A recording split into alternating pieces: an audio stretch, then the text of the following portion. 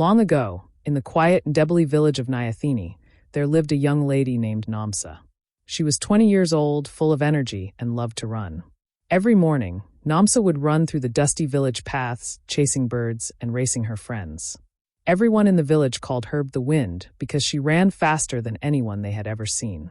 Namsa dreamed of becoming a runner like the ones she had seen in the pictures her teacher showed in school.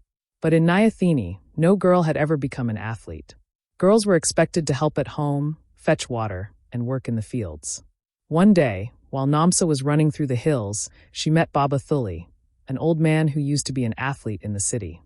Baba Thuli watched Namsa run and said, "You have the speed of a cheetah. Why don't you train to become a real runner?" Namsa's eyes sparkled with excitement, but she frowned. "I can't," she said. "Girls in my village don't become runners." Baba Thuli smiled and said, "Every big dream starts small. If you work hard, you can prove them wrong." Determined to follow her dream, Namsa started waking up before sunrise to train secretly. She would run long distances, jump over rocks, and sprint up hills. She practiced every day, even when she was tired from helping her mother with chores.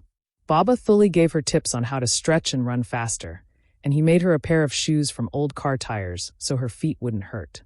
One day, the chief of the village announced that there would be a big sports competition in the nearby town. The best runners from all the villages would compete.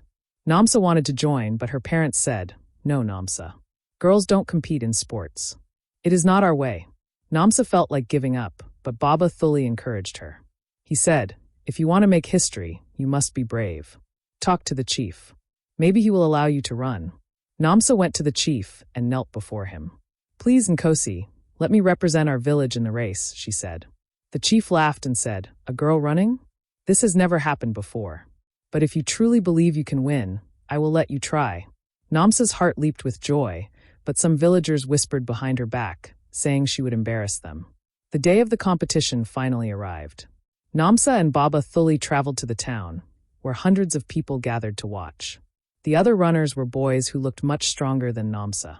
Some of them laughed when they saw her. "A girl? She'll never win," they jeered. Namsa ignored them and focused on what Baba Thuli had taught her. Run like the wind and never look back. When the whistle blew, the runners took off like arrows. Namsa stayed behind at first, saving her energy. The track was rough, with sharp turns and steep hills. One by one, the boys grew tired, but Namsa kept going. She remembered her early morning runs in the hills of Nyathini and pushed herself harder. As she approached the finish line, the crowd roared. Namsa sprinted with all her strength and crossed the line first. The crowd cheered loudly, and the announcer declared her the winner.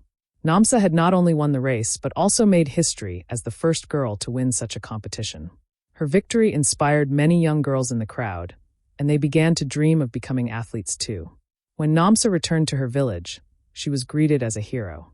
Even those who doubted her came to congratulate her. The chief gave her a special award and said, "You have brought honor to our village. You have shown us that girls can do great things too."